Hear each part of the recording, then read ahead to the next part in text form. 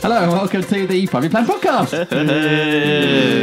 Pod 247, sponsored by Vector Printing for your print and embroidery needs. Go to vector.co.uk. Is Vector with her? Okay. Nice.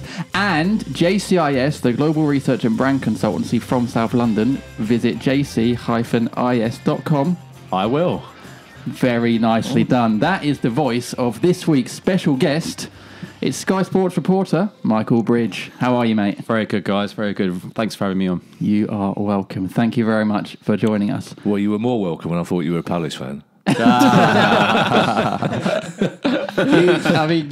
are not a Palace fan. You are a Spurs fan. Yep. Which is kind of why we got you on, because obviously Palace have just lost to Tottenham. But you are, in a way, a bit of a sort of a Palace cult hero. It's crazy. Yeah. It's I genuinely, you hear so many negative things towards social media and Twitter, but for me, it's been just great to have so many nice tweets and interaction. You get a lot of, you see the words trolls and people slag it. But honestly, I've never had a bad one from a single Palace fan. What have you done? How have you done this? I've just announced a couple of signings, really. Yeah. But I've had some. Given Palace have a large fan base, they've got a large Twitter following, and I think. I've supported a club, and you get frustrated for the fans you're reporting for when things don't come off. And there's been a few now. I've been at Palace 3 times now, deadline days, and you want to deliver good news for them because you're reading the tweets and you want the good news. So genuinely, when Sacco happened, I was genuinely happy. When Soroff was completed, I was genuinely happy, and when Amadou didn't happen, I was disappointed because we would have had a nice few Amadou and Mamadou songs, but yeah. Well, you did, didn't you? You sang Electric Mamadou.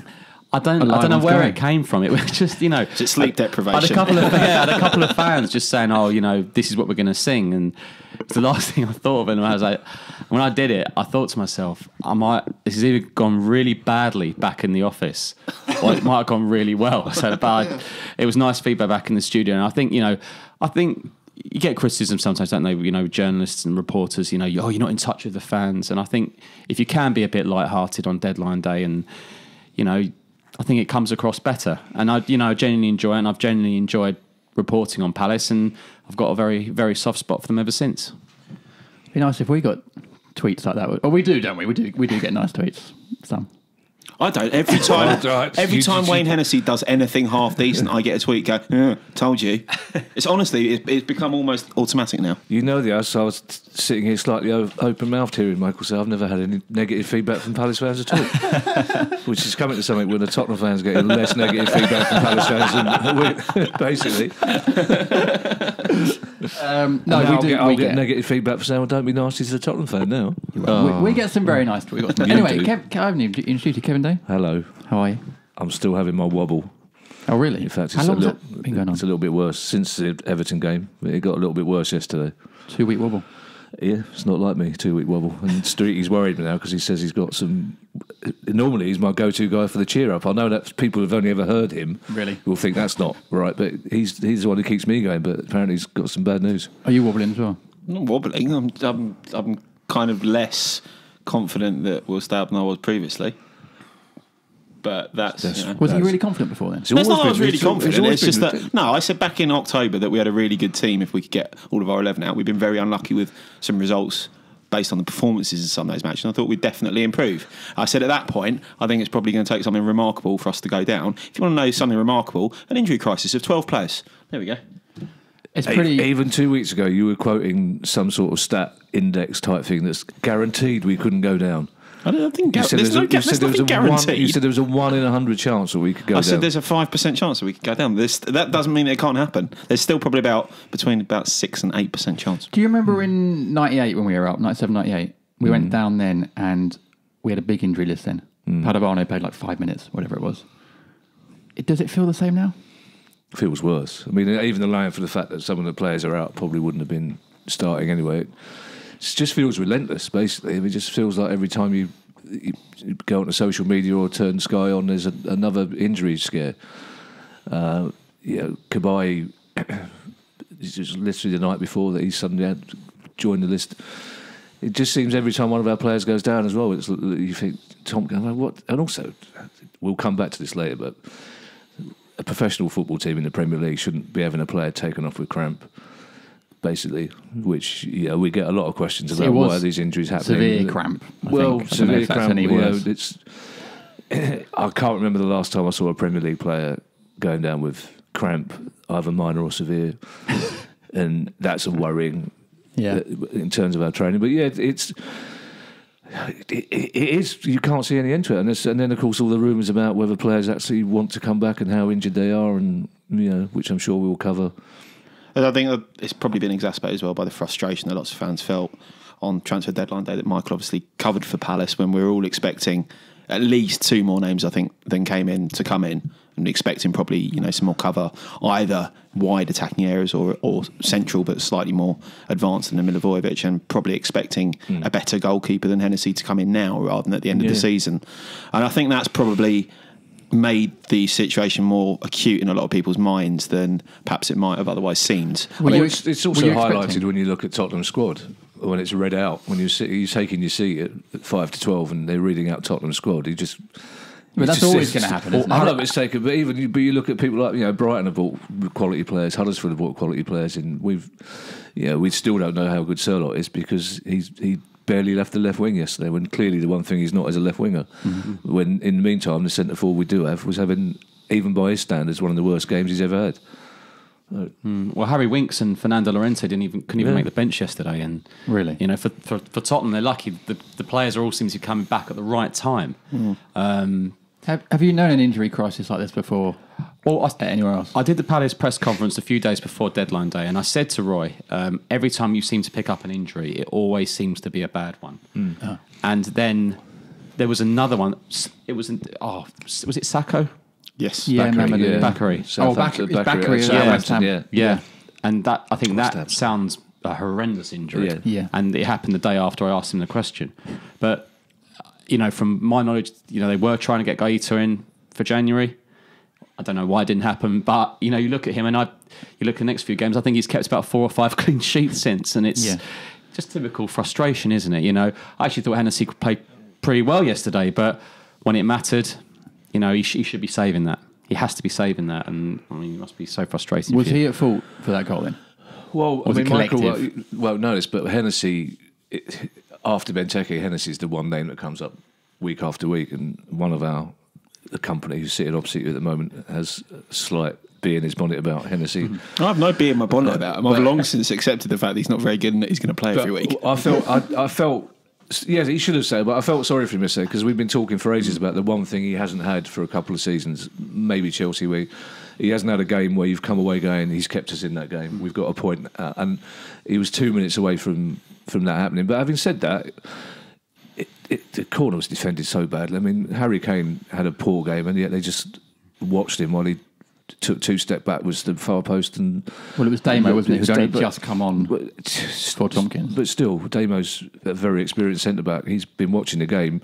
Even if you've only watched one football game on telly all season, you'd probably go, I've heard of this Harry Kane bloke. I might not just watch him as he... So it was...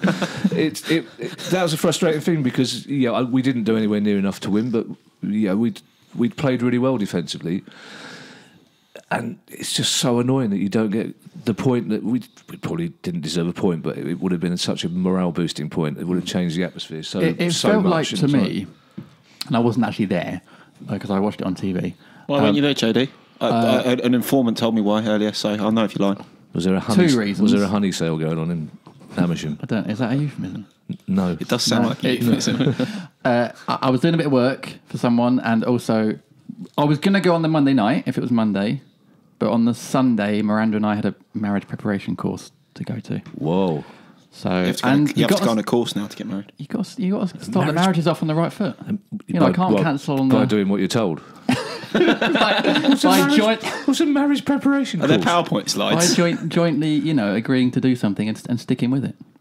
Lovely. What is a marriage preparation course? It was at the church where we're getting a blessing, and we're not having a church wedding, we're having a blessing on the Monday after. Right. It was just like young couples and just advice and stuff, and leaflets. It was nice. Leaflets? Yeah. Much better than a home Premier League match. We had to like answer questions about like it was a bit like Mr. and Mrs. Like, what would you do here? What would you rather be doing today? I'd rather be at Selhurst Park. What are you thinking about right now? Definitely not Harry Kane and our defence. That was at 2 and the game finished at like just after 2. So I literally saw Harry Kane score as I left to go to it. But it made me feel like, do you remember when we came up in 2013 and our first game of the season was at home to Tottenham? Yeah.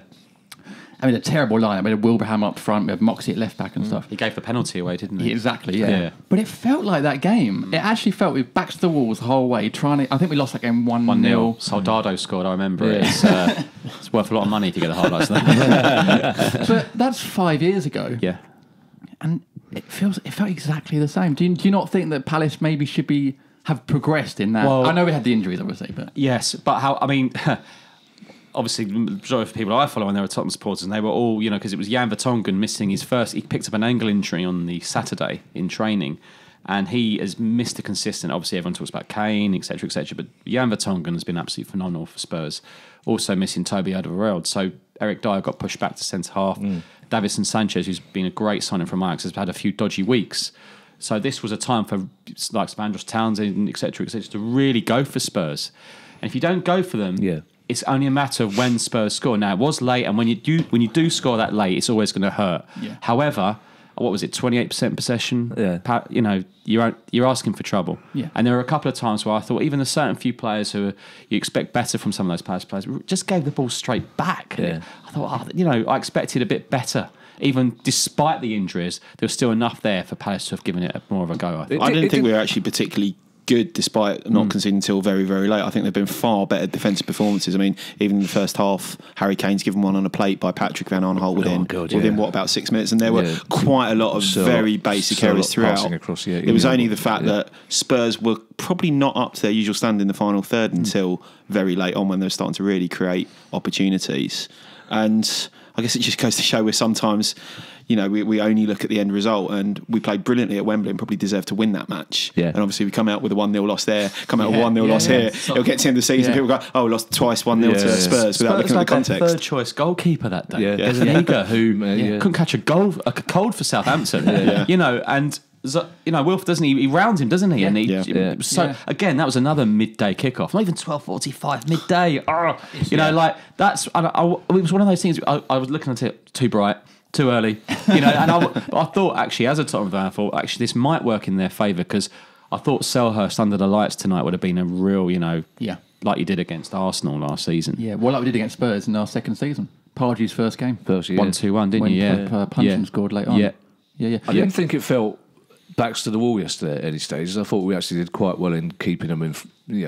They, like you say, they had a lot of the ball, but they were passing it around in front of us rather than getting in behind us. But that's partly because Wan-Bissaka was a real thing. But having said that, what's absolutely right is what Michael just said, is that we just didn't lay a glove on them in their third. And it's just like if there's one place we should still have quality, technically on paper, it's up front. And if any team can work out what Townsend's going to do when he's got the ball, Tottenham are going to do it because he spent half his life doing it for Tottenham. Side shoot, and it's like he was doing it all the time, and it's like it's just disappointing as well. Benteke was just so frustrating right from the start when it's like a bullfighter ushering Dembele past him within a second minute. Just at no stage did he even take a risk. Did he even try swapping Benteke for Sherlock just to see if that would work out? They didn't get crosses in for Sherlock's, but who was it? Danny Rose was right back? Right back was Serge Aurier. He three foul throws. Aurier. But, really? But Sherlock, Premier League record. But Sherlock, and he thought it was hilarious on Instagram afterwards. But Sherlock looked a good 6 to 9 inches taller than he did. Yeah. So it's one of those basic things that Alan Shearer always talks about: put a ball to the far post for a big man to go in over the fullback. But that never happened. We never. Whether it's fear, whether it was lack of confidence, we just didn't. Well, so is it fair to say then that we still haven't won without Wilf since September 2016? It's not fair to say because it's fact. It's a worry. But are we a one-man team? If we are, how many times do we have to say it? How's that been allowed to happen? I mean, the fact is, if we know that stat, the players will know it. So they're already on the back foot if they think we can't win without Wilf. And it's mildly embarrassing. No Premier League team should be a one-man team. Of course they shouldn't. It's when people say Harry Kane, Tottenham are not a one-man team. They've got Moussa Dembele, they've got a good spine. Yeah. Harry Kane is just doing things that no Tottenham fan ever expected when he had so many bad loan deals. But this record is a bad one with Crystal Palace at the moment, and you'd expect the likes of Andros and Christian Benteke to stand up and say, I'm going to take a bit more control here. Yeah. But look at the way Harry Kane, without drawing attention to himself, Harry Kane just works really hard. Yeah. He covers every inch of the pitch. He's closing our centre-backs down all the time. All the things that Dembele must be looking at him going, why am I not doing that? Benteke. Yeah. Why am I? It's just frustrating. It's just really and it's annoying. also not fair on Soloff, is it really? He's just come from, was it Denmark or was it, I can't remember. Yeah. But, you can't back it straight into the Premier League. I mean, he outmuscled Dembele yesterday. Yeah. Genuinely couldn't believe that. I've never seen that. Anyone do that to Moussa Dembele.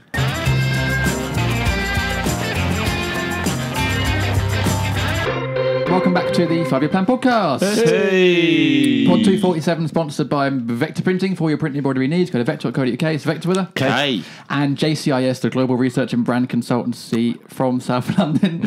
Visit jc-is.com. I will. Yes! Nailed it. So smooth. Chris from Vector was in the Parsons Arms before the game yesterday. He's a very nice guy. He is a very nice chap, yeah.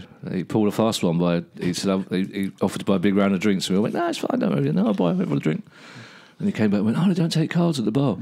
That old one. Yeah, and my mate went, no, they didn't last time he bought a drink either. Watching him stand with a contactless card yesterday in the Parsons Arms, I think, was probably the most entertaining thing I had to see all day. They barely take cash.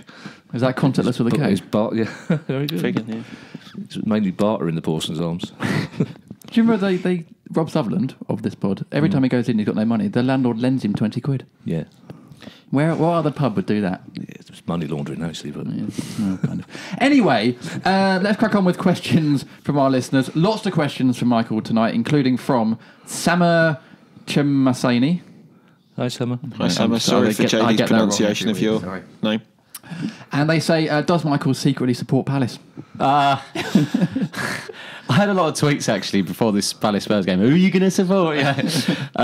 No, I don't support Crystal Palace. But since the deadline days, especially the summer one, got a real soft spot for them. Always look out for the results. And if they're not playing the team who I support, I want them to win. It's as simple as that. Nice. There's a few Palace fans up at Sky, isn't it? My mate Dave Fraser always listens to this podcast. Quite a few. nice. Hello, Dave. Yeah. Why didn't we get him in? He's a Palace fan. We get. You know how make people feel at home, don't you? There's a lot of Tottenham, a lot of someone said to me it's Spurs Sports News, and then there was Spurs, a lot of Arsenal. Yeah, it's got a bit of Palace actually. Yeah, well supported. Speaking of Sky Sports News, Mark Skeens. Hi, Mark. Says, question for Michael, what's the most bizarre thing you can tell us about another Sky Sports presenter? I can't put that on a podcast. He's put Jeff Stelling's penchant for Jamaican ska, perhaps? Is that made true, up? or is he making that up? I think that might be made up because the next one is Paul Paul Merson and his his PhD in Russian literature. I'm pretty sure Paul Merson doesn't have a PhD in Russian literature. I can guarantee that Paul Merson hasn't got a PhD in rugby. Well, Merson is actually a Chelsea fan. Yeah. Which All right. people don't. Is he really? He's a good friend of mine, Paul. So he's actually Chelsea. So as a Spurs fan, it's double trouble with Chelsea and Arsenal. But yeah, so Paul Merson is actually convinced, this is true, and I'll share this with you, Michael, he's actually convinced that Jeff Stelling's magic. Paul Merson did a show I was working on, and we were chatting about Jeff. I said, Jeff's going to say he's magic, he's psychic. I said, why? He said, well, he'll say Bournemouth 2, Newcastle 0, and he'll have it written down. Bournemouth 2, Newcastle 0. He said, how do you do that? I said, maybe he writes it down after the scores come in. He went, no, he definitely writes it down. Definitely writes it down beforehand. I said, he wouldn't be doing Sky Sports, would he? God love him if he could predict the scores. He went, no, he predicts all the scores. He never gets one wrong. I said, well, he should be doing the Soccer 6 then, shouldn't he? He's great, Paul Mercer. He's good value. yeah, I mean, he's hilarious. He's very entertaining. I'm going to think now. We must be able to. Do you know what? I'm going to get the train home, and I'm going to. I should have said that one. So if I can remember one during this pod, I will come back to the things I am allowed to say. He's Jeff Stelling's property. He's tiny, Jeff Stelling, isn't he? Quite. You can say that. Sits on loads of plain bits of paper. He flirts a bit too much with Bianca, though, doesn't he, as well? Yeah. There's a lot of that flirting going on in there. Yeah. Okay. I'll just throw them at you. You just nod. Yeah, he's nodding. All these grenades. My libel sense is tingling. I do feel for Jeff at the moment because it's just to watch him watch Hartlepool unravel. It's because there's every Are they chance unravelling? they could be out of business this week. Okay. Oh, really? They only had enough money to play the last home game. That's not good. So no, it's not. So That's not good. they desperately need a But massive... then we know what that's like, don't we? We So- do, yeah. Good luck to them. Liam Byrne Hi, Liam. says to Michael, how does covering Palace on deadline day differ to other clubs you've done? And can you say thank you for being such a legend when he's covering Palace? Does it differ much? Sorry, can I the top question again? What was Covering deadline day compared to other clubs at Palace? I mean, as I said to you guys off air, I mean, the Palace fans just unbelievable, just genuinely incredible. Yeah, I mean the following. You know what? I've always known Palace to have a good following, great atmosphere, especially at home. You get a lot of, top clubs. It's like Camorga in the home games, but you don't get that at Selhurst. I've always enjoyed that of it, but I didn't realise what great following. On social media. I had a lovely lady, Bex. She made me a cake. She's making us a cake, by the way, Bex, yeah. for the 250th pod. Lovely. I'm glad someone's doing something for our 250th pod. What sort of cake was it? Bex can make all sorts of cakes. Oh, okay. She's an Ofsted inspector as well. I meant the cake that had already been made rather than... I didn't think we were ordering cake She online. tweeted it, and then 5 minutes later, she was practically there. It was unbelievable. And there was a guy... There was a shot of me in the morning where I'm going, because I forgot my Sky Sports branded jacket, so I was genuinely freezing. Guy comes along with an umbrella and a flask of coffee. Oh, wow. Yeah. Which Sky wouldn't let you use because it wasn't branded. Yeah, absolutely. Yeah. I suppose the difference in covering Palace though is you're outside a nice office in Carnaby Street, aren't you? I was outside the training ground. Oh dear! Outside the training ground till 2. I had to run to the Power League to go to the toilet, and I was so cold. I nearly put £5 in the sunbed in the men's changing room. That is genuine story. I was that cold that day, but then thankfully they let me in the afternoon. Yeah. No. From answering that question, they've been incredible. In a funny way, I'm actually glad I'm not the team I support because it sort of broadens it for me as well on a professional level. Yeah. And I now have another team who I'm very, very fond of and certainly look out for. Wonderful stuff. Wonderful. Okay, so we've got some questions on the injury list from Lee McBride. Hi, Lee. Former Pete the Eagle. Oh yeah, how do you? Yeah. I don't like acknowledging that he's former Pete the Eagle. I think it's okay now. Is it okay? The mask has slipped from the beak. He says, how long is the FYP injury list? Well, we can carry on with various injuries that we've got. Yeah. We've got a big squad, actually. Well, Endicott and I, most of ours are age-related injuries. Yeah. I.e. trying to act like an age that we're not. And having longer hangovers. Have we ever had anybody out with an injury on them? Well, how do you get injured for a... Endicott had a bad haircut related one, didn't he? He wouldn't want. Endicott's been a bit pulled out with a number of stag do, literally ailments. Yeah. 2 injunctions as well, as I recall. Still not paid me from them. CS... We should probably explain Endicott to Michael, but it's a hard... We'll do that off air. Yeah, it's fine. CSMK Brown. Hi, CSMK. Says, do you think the injured 11 would be our current 11? Oh. Well, that's a good question, because as we hinted, some of them... Well, yeah, of course it would. It's got Wilf, Ruben Loftus-Cheek, Sacco, and our best goalkeeper. So, yeah. Spot on there, I think. I think it would. I think it would, yeah, quite comfortably. Speaking of... Yeah. Yeah. Well, no, It's got our first choice left back, our first choice right back, our first choice centre back, our best player. Yeah. Our only midfielder who can take the ball past someone. Bakary Sacco, who discovered finally that he could play football. Yeah, I don't think it's even a contest. Yeah, I agree. I think it's about a 3-0 win for the injured 11. Well, they'd probably all break down by half time, so maybe we'd There's probably win in the five. There's second probably half. 5 players you'd think would be first team choices. Maybe more. Maybe No, more. I think more. But Yeah. Speroni's not one of them. Right, take that back. Well, he's not. We know that. Would you like some, speaking of Julian, some stats-related, stats. Adam Sells, Hi, Adam. of this pod, was bored the other night, so he worked out every player's point ratio this season compared to how many games they've played. What points per game? Okay. Points per game, yeah. Can you work out which... It's not points they've won for the team, just points when they've been in the team and the team has won, lost or drawn. Right. Can you work out who's He's just got... working towards his client, Julian Speroni, being a better goalkeeper than Wayne Hennessy. No, perhaps. there's a few interesting things in it. The one He person he emailed me manages. earlier. Can you guess who's got the highest point per game ratio this season? It's I'm going to go Julian Speroni. No, it's not. Oh, okay. Well, It's quite obvious. Wilf. Yeah. Second, Bakary. Julian Julius Speroni. Speroni. Oh, okay. Can you guess who's third? Third is a bit. Is a defender. Mamadou? Nope. Not Riedel, is it? Riedewald. Riedel, No. Although he is seventh. Is it Martin Kelly? It's Martin Kelly. Wow. There you go. Isn't that crazy? Just proves, as we always say to Andy Street when he comes out with these things, statistics don't really show a lot, do they, really? I saw a question earlier on Twitter about Loftus-Cheek. Yes. From Robbie Scotcher. Yeah. Robbie.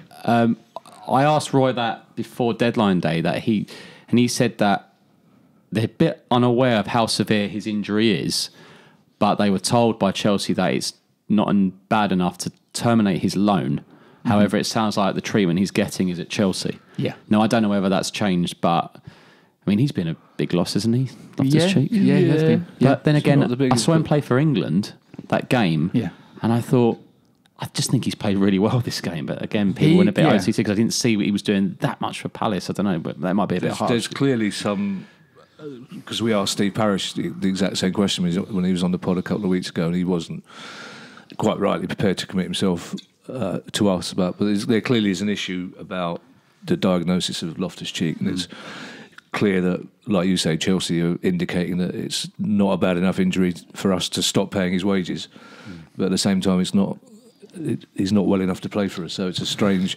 I kind of think we're playing along because we want to make a bid for him for next season. I think it's trying not to rock the boat, but I believe there was a difference between the two teams' medical staff as well about how he should be treated and what to do. But then I guess in that instance it goes with the parent club, doesn't it?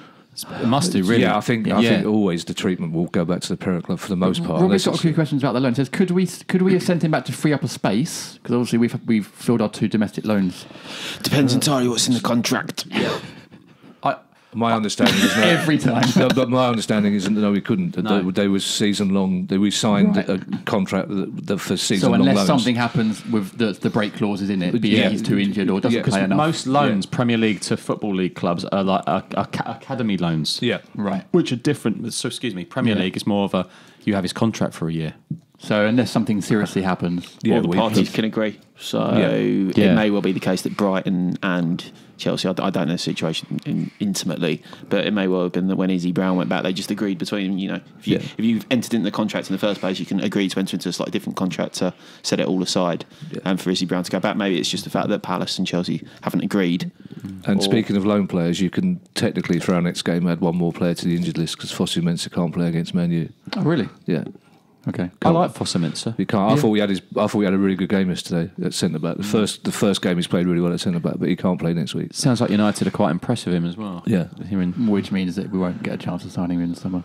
Should we want to? Second year loan? Possibly. Maybe. I've got a feeling we'd be more likely to go after Loftus-Cheek than Fosu Mensah. But speaking have of we not had questions about Wan-Bissaka yet? I was literally about to go on to that. Good. It's like you read my mind. From Royal... There's not a lot to read. Glad it wasn't figuratively. I might have just to think about the question. Royal Orbs. Hi, Royal. Hi. Oops. That's a good name. Any other youth products who underrated? De Boer doesn't seem happy with any. I probably should have read that question before I read it out. De Boer? Yeah. This is a question from Any August. other youth products who underrated? I should have read that. Anyway, what were your thoughts on Bissaka? I mean, as debuts go, pretty hard one. Well, it was quite clear that I understand the question. It's quite clear De Boer looked at our academy players and didn't think any of them were good enough. It looked like Lakilo he thought might be good enough, but then clearly didn't. Levy Lamaka. Yeah, but it was quite clear that he wasn't going to pick any. It looked like Hodgson wasn't interested in picking any of them until he had to. I thought it was a brilliant thing. A Palace fan near us. It's just shows that you can't win. It's a typical Palace fan comment. So Wan-Bissaka had a really good game, and all he could say at the end was, "Why weren't we picking before? Why have we mucking about with Joel Ward? We had him." I thought he was really good. I thought he was. I mean, obviously there were some eyebrows raised in the pub when his name was on the team sheet, but I thought he was energetic. I thought he didn't look out of place. I thought Fosu Mensah did a really good job talking to him all the way through, certainly the first half. There's a couple of moments where he stepped into midfield and did a bit of chasing down. I thought he didn't look out of place at all. Actually, I thought it was a really encouraging performance. He's up against Kane, Ericsson, Lamella. Then he sees Heung-min Son, and then Lucas Moura come on. Yeah, not ideal for a debut. Yeah, I talk about youngster. I went to the Palace Ipswich cover, and Lakila was fantastic. That game, he hit the post, I think, didn't he? Before MacArthur got the goals. He was a De Boer player, I think, and Roy just hasn't fancied him since. He was on the bench yesterday, but I think more out of necessity probably than. Yeah, but I mean, we talked about him because the friendly we played against Schalke, was it this season? Yep. Or Dortmund. 1-0. He played really well. Yeah, and it looked like he'd be the one player that would be getting a chance. Yeah. Can I ask a question to you three? Yeah. Where would Palace be now if you still had De Boer? You see where West Brom are. Take another 5 points off. Not in a good position. I think he showed himself to be such an ideologue, and that he would just, even if the players weren't suited to the way that he wanted to play, he would play that way. And I think it would have been quite ugly. I mean, it was ugly enough against Huddersfield, who've shown themselves to be okay in spurts, but not as good as we thought they were on the first game of the season. But away at Burnley, his last game, was our best performance. We played really well. Yeah. And we were unlucky. I think things would have improved, points would have come and stuff. But I think Andy's right. Both of them. He needed to learn the Premier League. I think we would have got better players in January, but I don't think it may have been too late. I think with hindsight, and I still think it wasn't a bad idea. Whether it was Parish's idea or the Americans, we'll never know. But I think we just needed a buffer between Allardyce and De Boer, basically. We needed Hodgson first, then you need to get De Boer in when you. Yeah. Well, Hodgson was linked with it in the summer, and nobody wanted him. No. Well, Parish would have been slaughtered if we got Hodgson in the summer. Yeah. It's Let's funny, face it, it would have been a real situations dictate. Everyone would have said what a lack of ambition that is. Yeah, exactly. And the fans love Hodgson, don't they? I love him. I think he's a real gent. Everyone likes him, but we didn't like the idea of him in the summer because it's like I wanted him rather than De Boer. It's funny that Kane scoring from a corner when he was put on corners for England. Yeah. I did feel that one. That's why I see Hodgson bashing his head against the dugout. I was like, that was my first thought.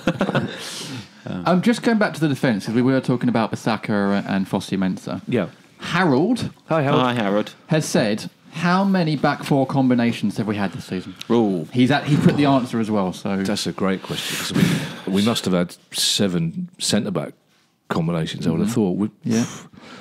Have we had a game where we played the same back four twice? We can't have done anything. How many games we've played? We've 28. got 28 games. I'm going to go with some ridiculous at 16. It's higher than 16. I would say more than that. It's probably one a game. It's probably 28 almost, is it? It's 20. Wow. That's unbelievable. Which out of 28 games is... I don't know if we've had, like you said, one week to week. Same back four. Also, to be fair, I mean, that does make it more difficult for Hennessy as well. It does make it more difficult for the keeper. Also, the fact he's not a very good goalkeeper makes it more difficult for Hennessy. He's not. He's not the best goalkeeper in the Premier League. It's not ideal for any of them. It doesn't. I mean, most pundits will tell you, Michael. They'll always say you need 2 settled centre backs, central midfield, and you need that mythical spine. You should have seen how much the Spurs fans were panicking before the game that Vertonghen was out. Yeah. And I wanted to say, guys, Palace have got a whole team out. Yeah, exactly. One player in that defence, and it's panic. And that's why I was saying to you earlier, Palace didn't do enough to sort of threaten Tottenham's back four because it was a bit of a rickety back four. Like Serge Aurier, he's not had the best of starts. He's people you could have gone for there. Yeah. So it just goes to show the extent to which we didn't threaten, that I hadn't even realised that Vertonghen and Alderweireld weren't playing. It was like, they're looking really good in defence today, Tottenham. But then again, they do have Alderweireld and Vertonghen. Just learn. Eric Dyer's our holding midfielder alongside Dembele. So Dyer gets pushed back. And, I much prefer him in midfield. And, Vertonghen's always on the left-hand side alongside Sanchez or when Toby Alderweireld's back. And that's where I thought, Palace should go for it today. And that's with all the injuries, they still didn't do enough for me. I thought Riedewald was all right. Yeah. Actually, it was good to see. He's always done all right, isn't he? Because that's another recurring theme, and it's the fact that Tottenham bought one part of the Ajax centre-back pairing and we bought the other one. Yeah. And Sanchez has played a lot more games than Riedewald has, and yet both of them together were considered the best centre-back pairing in Europe, weren't they? Yeah. Although Riederveld's now sort of seen more as a defensive midfielder for us. Yeah, which he played really well against Man City, but very good. Sanchez was 38 million. Now, that sounds like a lot, but honestly, he's going to be a top defender. Yeah. He makes the odd mistake, but he only had one season in Holland from Colombia to come into it, So I think, Well, Gyro is 8, so if he turns out to be, half as decent. He's 8. Yeah. He was £8 million. That's a massive bargain these days, isn't it?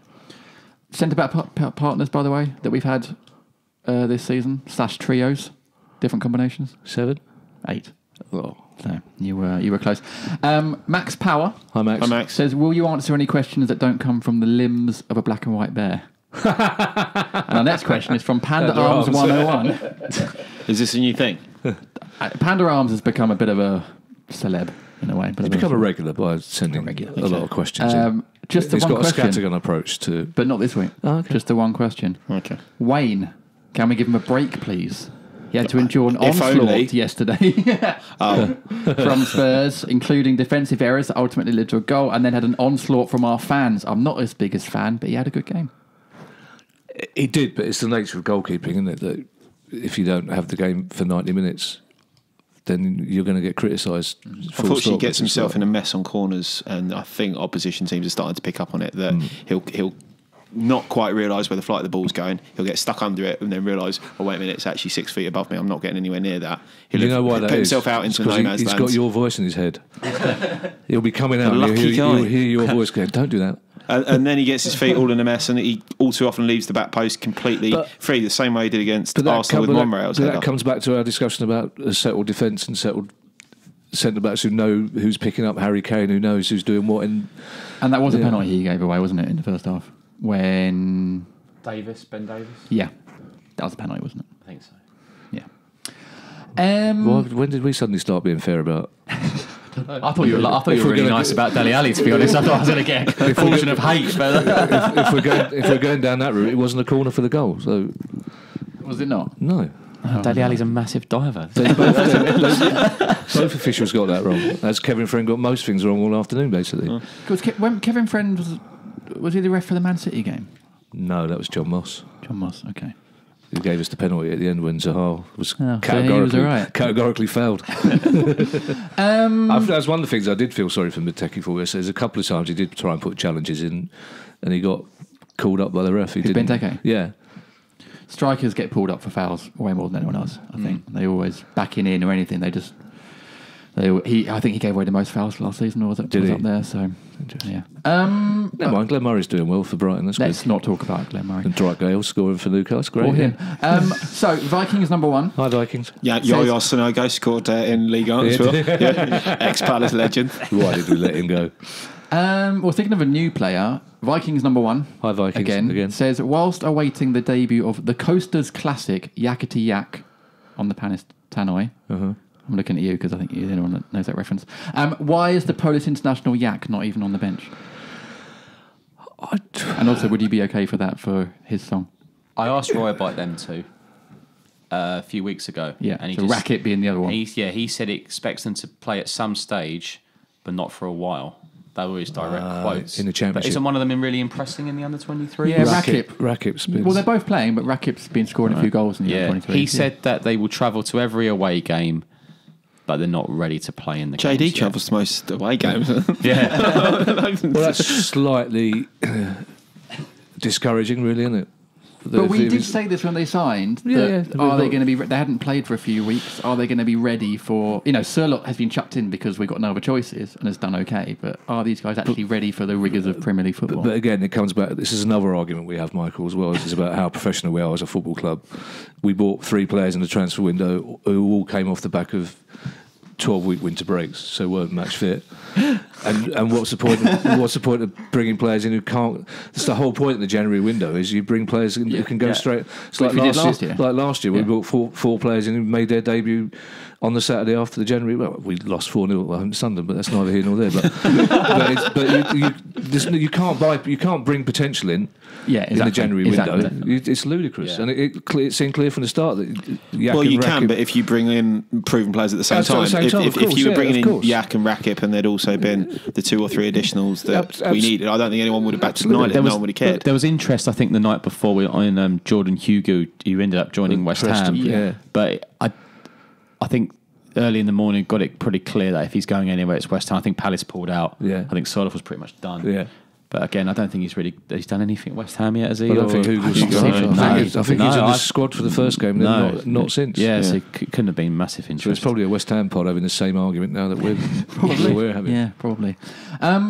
West Ham are only 3 points ahead of us, by the way. Are they? Yeah. We are. They've got the most difficult running in terms of average points of opponents. Really? West Ham. What was that? Was that the stat thing you were going to mention earlier? I can't remember. What's that thing? Don't know. It looked like You you were going told to say me a you stat had thing, bad wasn't news. it? Yeah, bad you had a news. stat that was bad news. Oh, I'll remember that. Don't worry.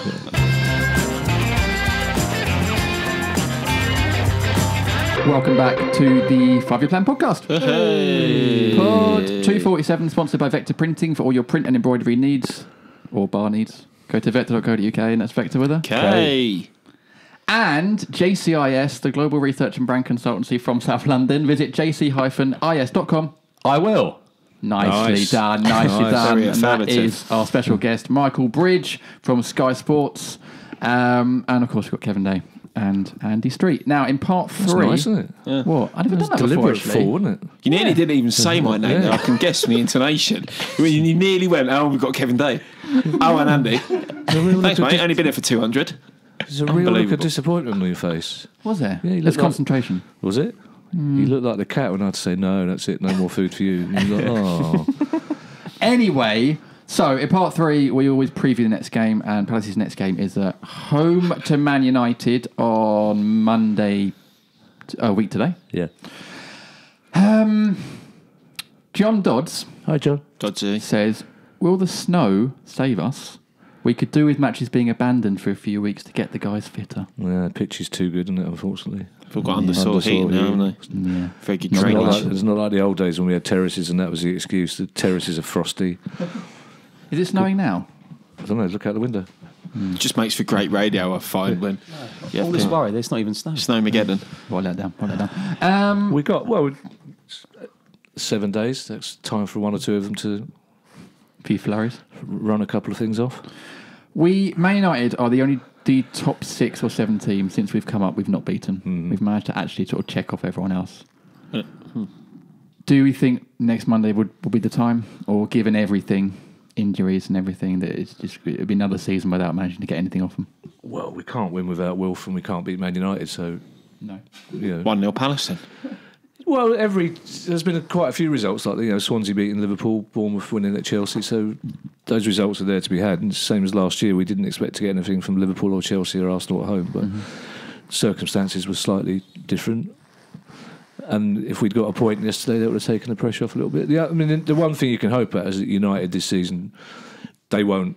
It's going to be a dull game, is what you can expect, because United will just sit back and wait for something to happen. I know the way they've been playing this season, they're not setting out to World's to most win. expensive Stoke side. Well, that's what they're like. I mean, they grind you down basically, don't they? So, but again, Newcastle beat them only a couple of weeks ago. Yeah. So So Tottenham outplayed them at Wembley a few weeks ago. The things aren't hunky dory there, you know.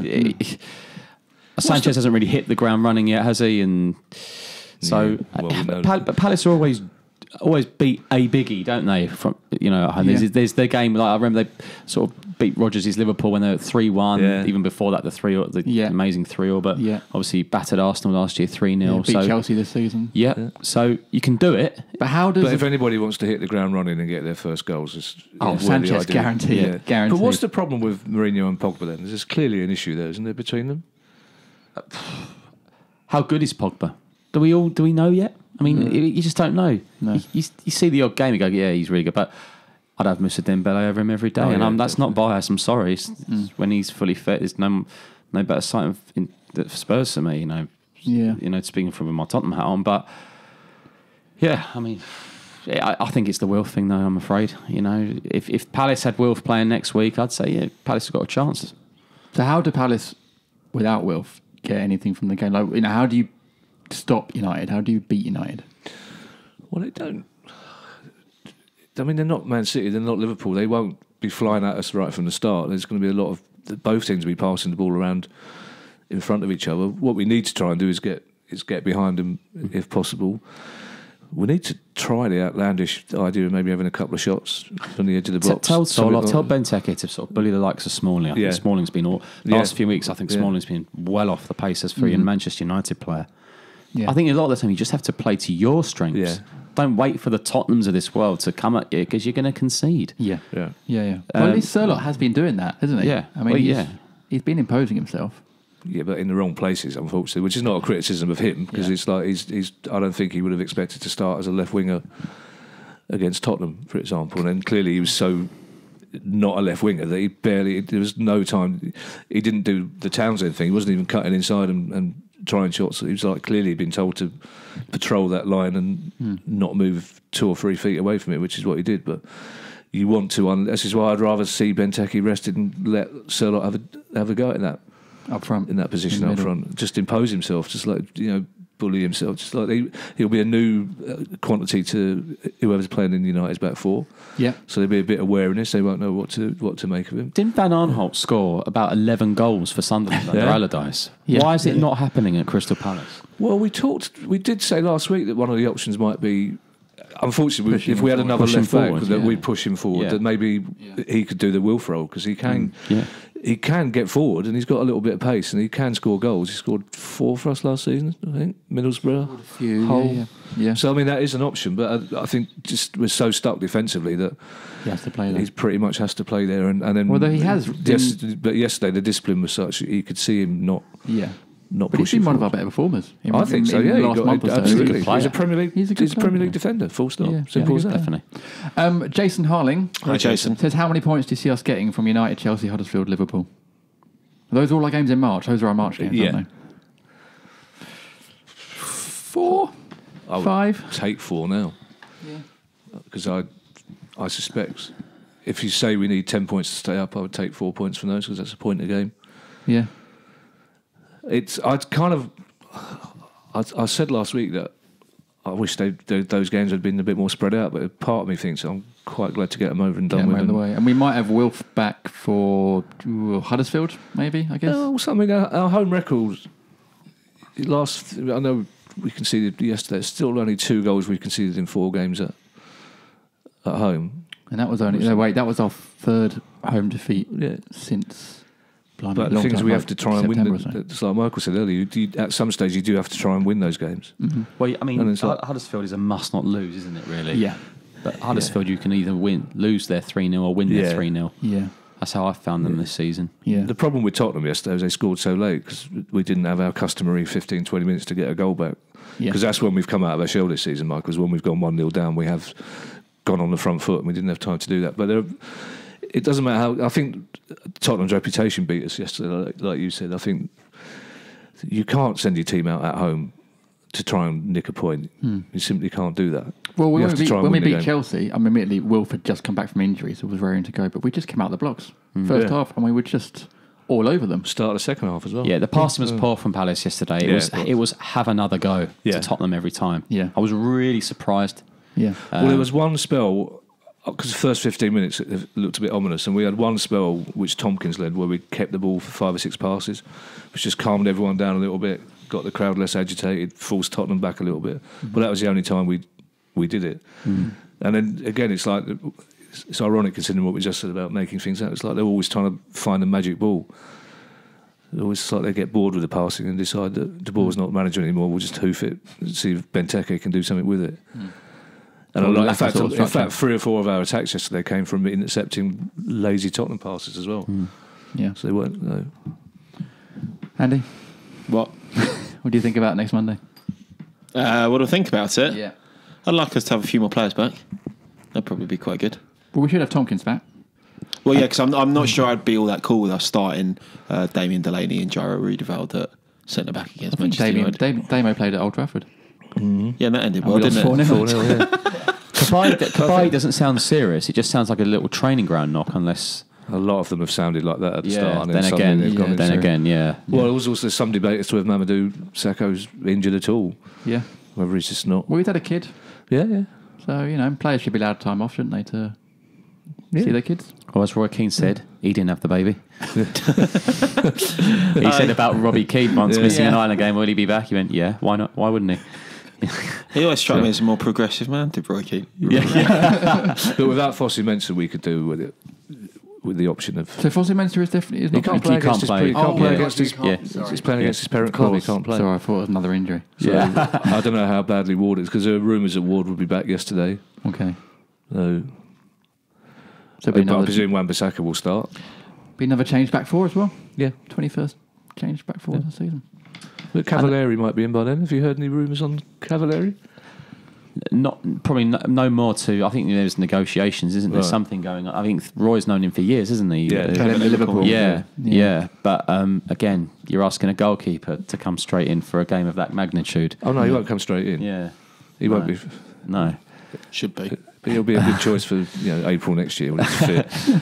I've got to say, Roy. Some managers really do moan about injuries, but I've never really heard Roy in any of the presses really moan.